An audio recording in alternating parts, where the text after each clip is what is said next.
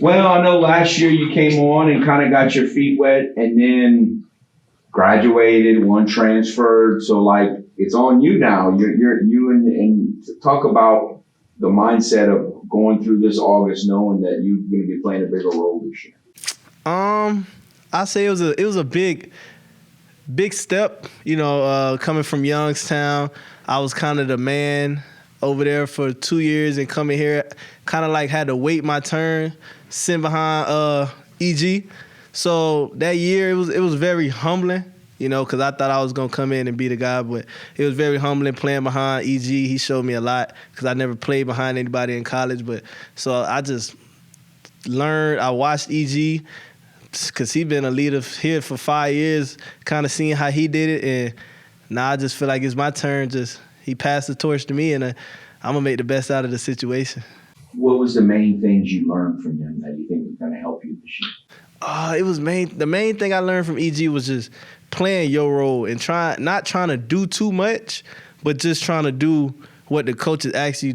Don't go out on the field and chase plays and stuff like that, but just try to do your role. Like, because I play corner, and the better I do my job, the better I help the team.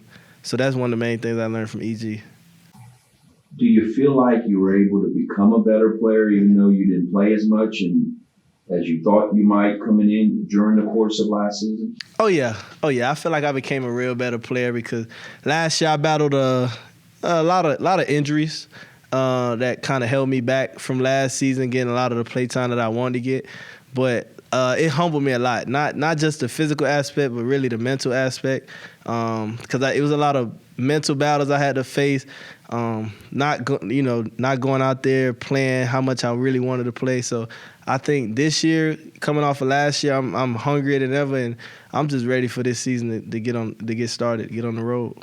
Talking to other guys who said that this defense should be like the 1972 Dolphins. Do you feel that the same way? Oh yeah, because I mean, to be honest, they the only team that won a Super Bowl and went undefeated. But you can't name 3 people that played on that defense.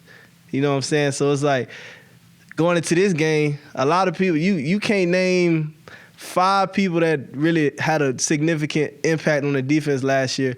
But we so confident in the players we got this year because a lot of people, even though they didn't have significant roles last year, they got the play time, they got the experience, and now everybody just ready. They hungry because a lot of people we all got that chip on our shoulder.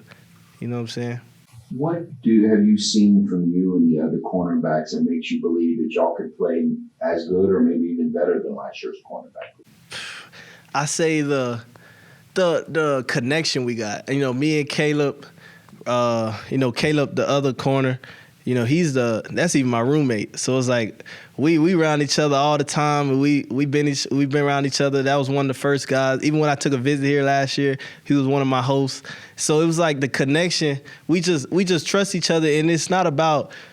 We just want to see each other succeed. When someone makes a bad play, we know how to pick each other up. We know how to tell each other, oh, you messed up on this, and we know how to fix it. So it's a lot of trust that goes into each other, and we trust each other even on the field. And even people like Lorenzo Dubose and, Shadwell and Glenn, it's a lot of people where it's a lot of trust going into each and every one of us.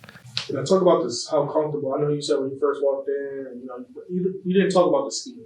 How comfortable are you in the scheme going into it for year 2? Oh yeah, I'm very comfortable in the scheme because last year it was new to me. It was because this is really it's an NFL defensive playbook. So coming into here, I had to learn the scheme. I can't lie. Going into the end of the last season, that's really when I finally got comfortable with the playbook. But now this year, I'm coming into the scheme, and the playbook is based around the defensive backs for them to make plays. That's why the DBs that come out of here be so good and they do so well when they leave Louisiana and go on to play in the NFL because the playbook and the scheme is just surrounded around the DBs and it's surrounded around us to make plays. So I'm very comfortable and I'm very excited to play in it. Has it been helpful at all to have Amir, who has spent time at quarterback? He slides in a little closer to the line of scrimmage, so you guys are potentially out there in the same formation.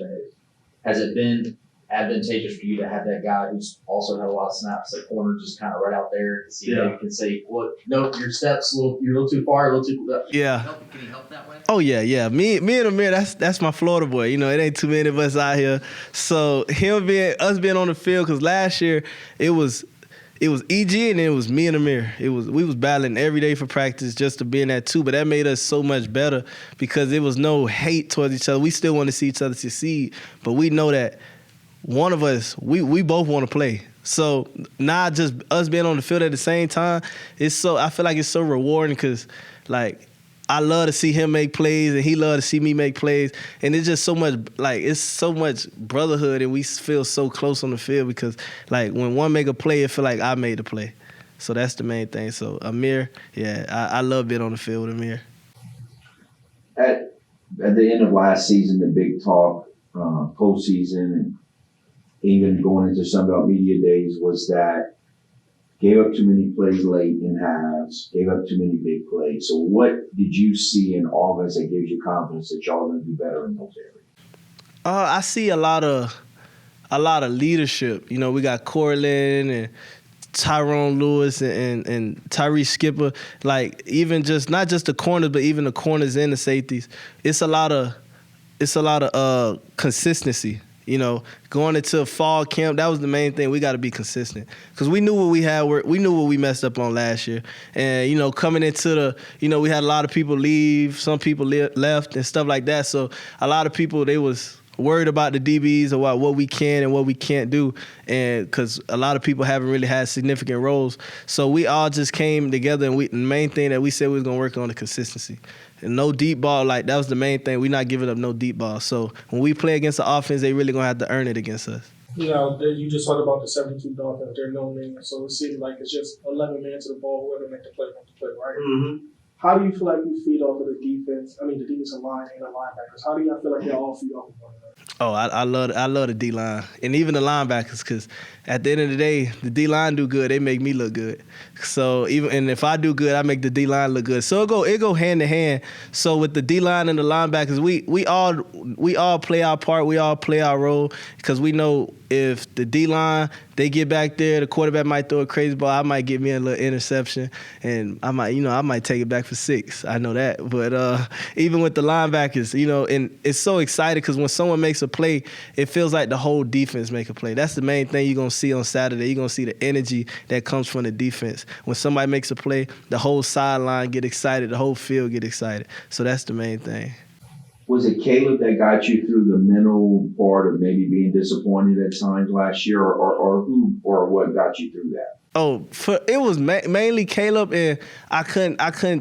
Coach Burris helped me a lot, and even my circle at home, my family and my brothers, they all helped me because they knew, because I'm one person, I wear my emotions on my sleeve. So if you see it, if it's bothering me, a lot of people gonna see it. But that's one of the main things I thank Coach Burris for because he just took the role of being that leader for me and being that mentor because he's seen it on me. He's seen it on my face last year. A lot of times in practice, I wasn't out there, so I would kind of get in my head.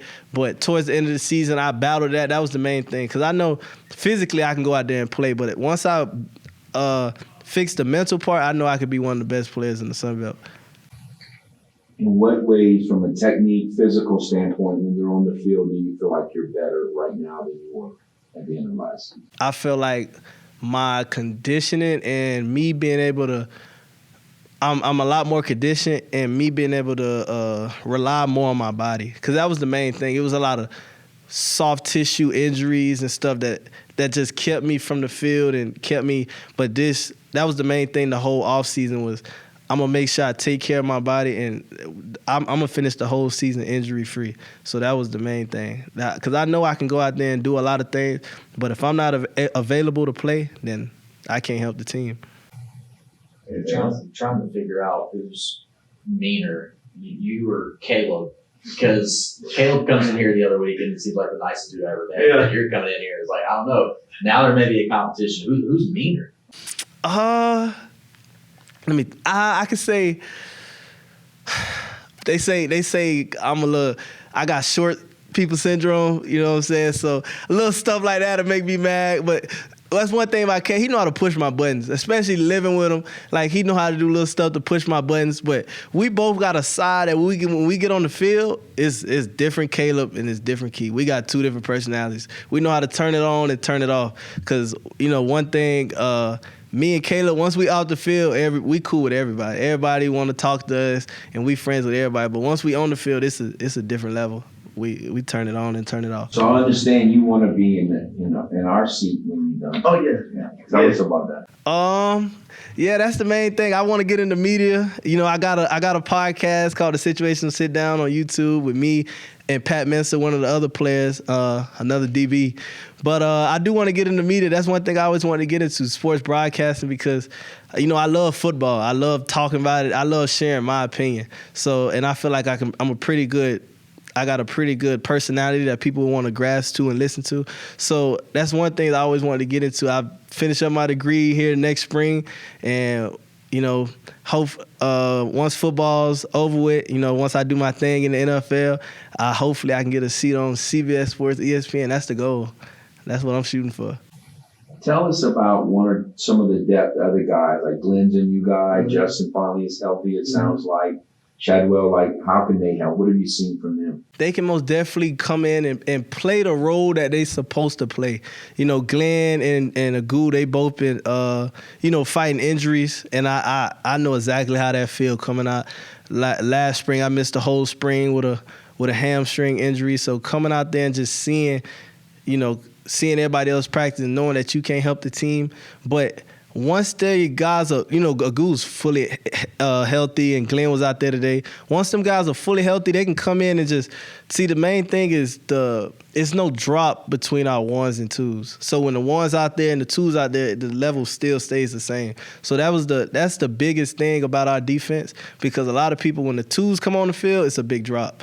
So a lot of people feel like they can take shots, but it's not a big drop with Glenn coming from Southern. He got the experience. He done played for 4 or 5 years, and he's coming up. He's ready to have his best season yet. And Agu, this is his first time, actually getting a feel for that college football, and I'm excited because he proved himself all through spring. So I'm excited for even Shadwell coming from JUCO. He feel like he got a chip on his shoulder, and he feel like he got a lot to prove. So I'm excited for every one of them. Anything else for Key? Real quick, just receivers. Just kind of who's flashed during practice so far. We got a lot of good receivers. I mean, a lot of the big names that that didn't really get a lot of play time last year was Robert Williams. You know what I'm saying? But he's gonna come out and show who he is on Saturday.